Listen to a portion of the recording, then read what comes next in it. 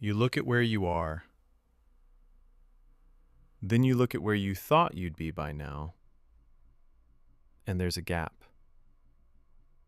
Maybe you're 28 and still renting. Maybe you're 34 and not married. Maybe you're 41 and still trying to figure out what you actually want to do with your life. Or maybe you've changed careers twice already, and you can feel the judgment hanging in the air. Shouldn't you have this figured out by now? And underneath everything, there's this quiet, constant feeling that you're running late. That everyone else received some instruction manual you somehow missed. That somewhere along the way, you fell behind. And you've been trying to catch up ever since. But what if you are not behind? What if you never were? What if the real problem is that you've been navigating your life with a map that was never made for you? Today, I want to talk about where that map came from, who drew it, and what it actually costs you to keep following it. There's a timeline most of us absorbed without even realizing it. Finish school by 22. Have a career direction by 25. Be in a serious relationship by 27. Own property by 30. Have children before 35. And by 40, you should already have life figured out. But where did this timeline actually come from? Not from science, not from research into human fulfillment, not from any serious understanding of what makes a human being feel alive. It came from a very specific historical moment. Post-war economics, stable industrial careers, affordable housing, predictable systems. A sequence that worked for a particular group of people during a very particular period of history. That world changed, but the map stayed. It was passed down by parents who believed in it because it was the only map they had. Reinforced by schools, by culture, by social media. Nobody explicitly told you, this is the only correct way to live. But somehow, you learned it anyway. So deeply that it stopped feeling like expectation and started feeling like truth. The map was never designed around you, not by people who knew you, not by people who understood what would actually make your life meaningful.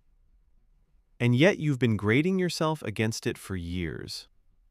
And following the wrong map has a cost. A much bigger cost than most people realize.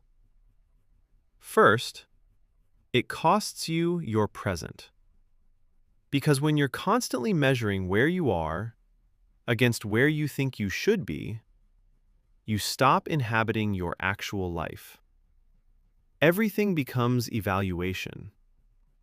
Relationships become milestones. Experiences become evidence. And the life you're actually living becomes invisible to you.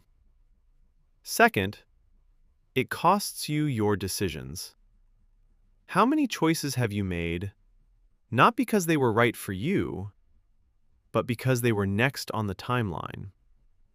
The degree you chose, the relationship you stayed in, the job you were afraid to leave.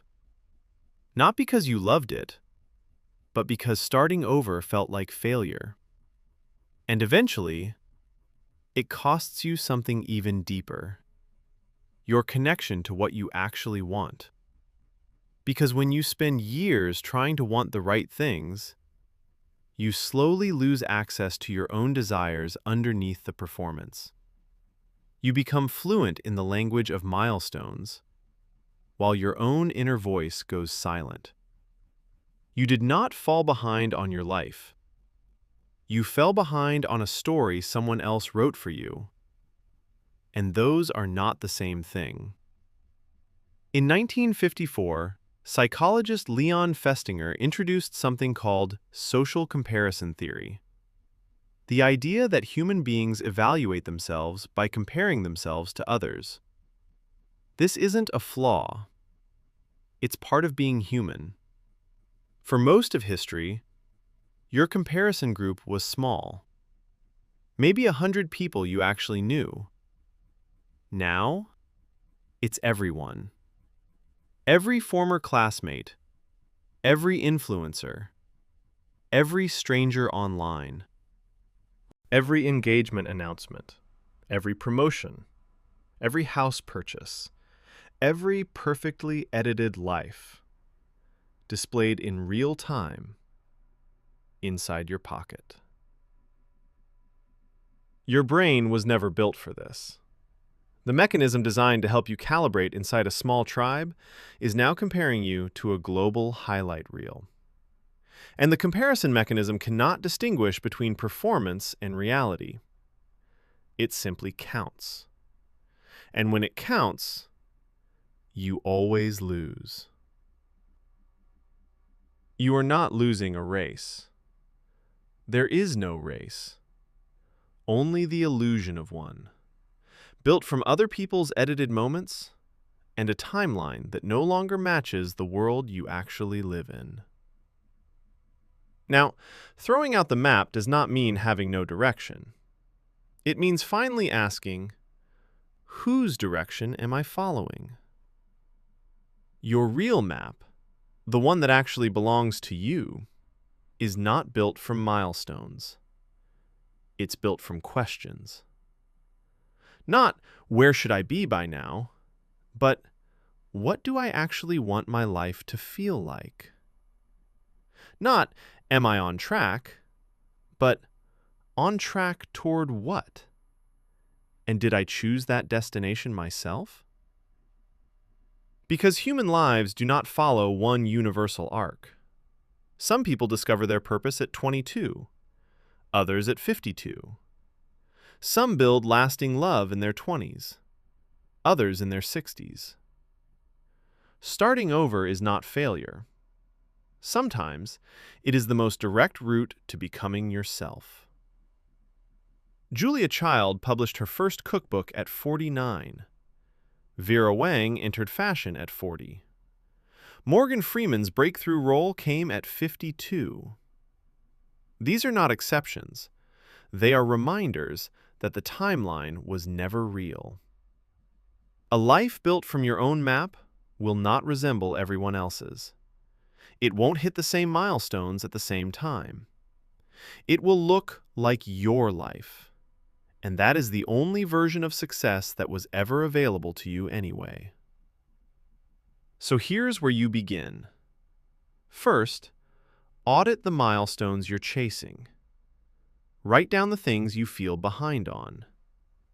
Then ask yourself, did I choose this, or did I absorb it? If nobody else's expectations existed, would you still want it? Some answers will survive that question. Some won't.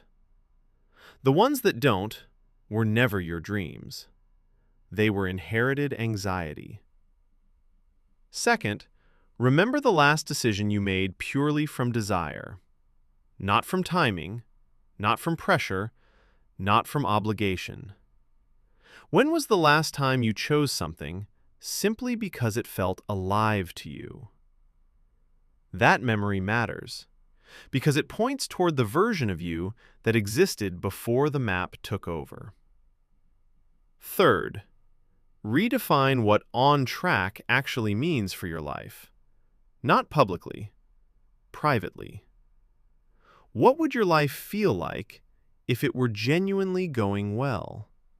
Not impressive, not optimized, just deeply right for you. Name it clearly, because you cannot move toward a destination you've never allowed yourself to define.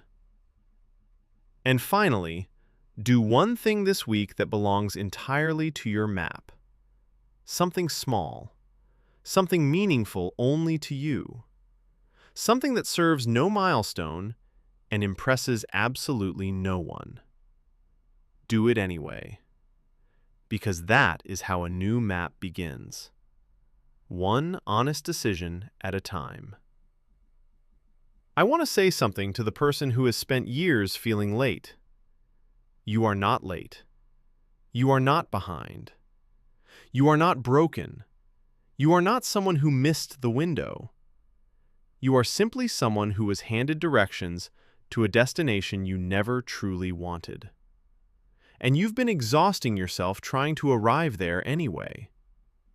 That is not failure. That is loyalty to a script that never belonged to you. And the moment you quietly put that script down, something changes. A new question appears. Maybe for the first time in your life. Where do I actually want to go? Not by when, not compared to whom, just where. That question, asked honestly, is the beginning of a life that is finally yours.